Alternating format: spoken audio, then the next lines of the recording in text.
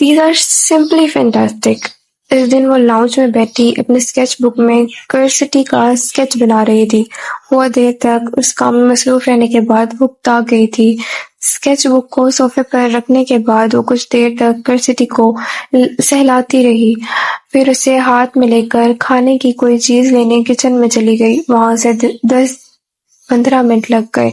जब वो दोबारा लाउंज में दाखिल हुई तो ना सिर्फ उमर वहां मौजूद था, बल्कि वो सोफे पर दराज टेबल पर अपनी टांगें रखे, एक हाथ में चाय का मग लिए दूसरे हाथ से इसकी स्केच बुक देखने में मसरूफ था।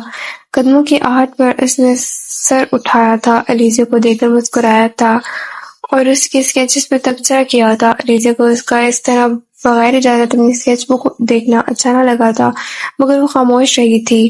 फ्रांस वाले वाक़ये के बाद वो आज पहली बार उससे बात कर रहा था। वो चुपचाप दूसरे सोफे पर बैठकर टीवी देखने लगी थी। अलीज़ा पेंटिंग्स में दिलचस्पी है, उसने गुफ्तगू का सिलसिला शुरू किया था। अलीज़ा ने एक नज़र इसके चेहरे पर दौड़ाई। अगर स्केचेस बना लेती हो तो ज़ाहिर है पेंटिंग से भी दिलचस्पी होगी। वो दोबारा टीवी की तरफ मुतवज्जो हो गई और वो गौर से इसके चेहरे के तासरात देखने लगा। कौन सी क्लास में पढ़ती हो? A levels. जवाब इंतहाई मुख्तसर था। कहाँ तक पढ़ने का इरादा है? पता नहीं। क्यों? वो जवाब में कुछ नहीं बोली थी। तुम फाइन आर्ट्स में कुछ करना? क्या? कुछ भी, मगर आर्ट्स से मुतल्लिक हो। क्यों? क्योंकि तुम बहुत अच्छी आर्टिस्ट बन सकती हो। आप मुझे मशवरा दे रहे हैं, खुद आर्टिस्ट क्यों नहीं बनने? टुकड़ा तोड़ जवाब आया था। उमर जहांगीर बेख्तियार मुस्कुराया। अलीज़ा का चेहरा सपाट था। वो चंद लम्हे उसे देखता रहा। आर्ट्स बनते नहीं है, बनाए होते हैं। आर्टिस्ट बनते नहीं है, बने बनाए होते हैं। आप डॉक्टर बन सकते हैं, इंजीनियर बन सकते हैं, मगर आर्टिस्ट बनना बहुत मुश्किल होता है। तुमसे इसलिए कह रहा हूँ क्योंकि तुम में टैलेंट है, तुम कुछ कर सकती हो इस फील्ड में।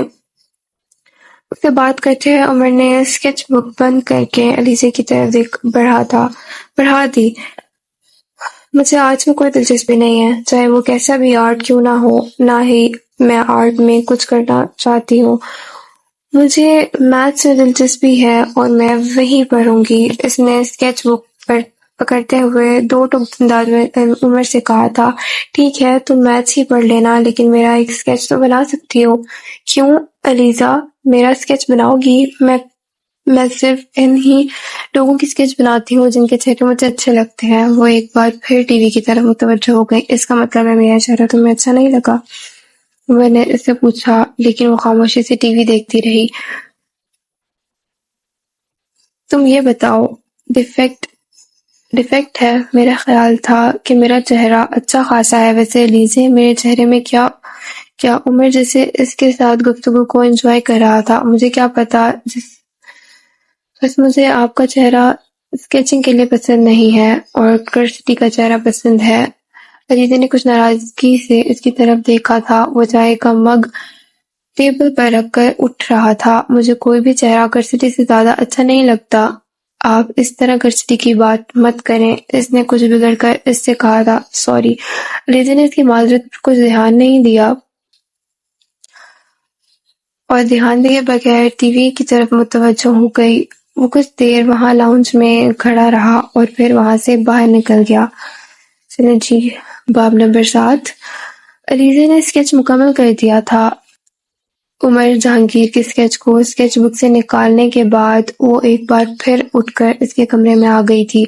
लाइट ऑन करने के बाद वो स्टडी टेबल की तरफ आ गई और वहां स्केच रखने के बाद इसने पेपर वेट इसके ऊपर रख दिया। पेपर वेट उसके ऊपर रख दिया। वो जानती थी उमर जहांगीर के लिए ये खुशगवार सरप्राइज होगा। ये पहला स्केच नहीं था जो इसने उमर जहांगीर के लिए तैयार किया था। पिछले कई सालों में ऐसे कई स्केचेस इसने तैयार किए थे। इसका चेहरा इन चंद चेहरों में से था। वो किसी भी लम्हा इनके जहन से गायब नहीं होते थे। बाज़ दफ़ा जब वो उमर का कोई बहुत अच्छा स्केच बना लेती तो उसे पोस्ट कर देती। जवाब में बाज़ दफ़ा वो शुक्रिया के तौर पर कार्ड भेज देता या फिर फ़ोन कर लेता। अलीज़ा के लिए इतना ही काफ़ी होता था। अगर वो ये दोनों काम ना भी करता तो भी शायद इससे कोई फ़र्क नहीं पड़ता। वो कुछ देर वहीं کھڑی اسکیچ کو دیکھتی رہی. پھر اس نے جھک کر اسکیچ کے نیچے ایک کونے میں کچھ لکھا تھا. سیدھی ہو کر وہ مسکرائی تھی اور اس نے پین کو دوبارہ ہولڈر میں رکھ دیا.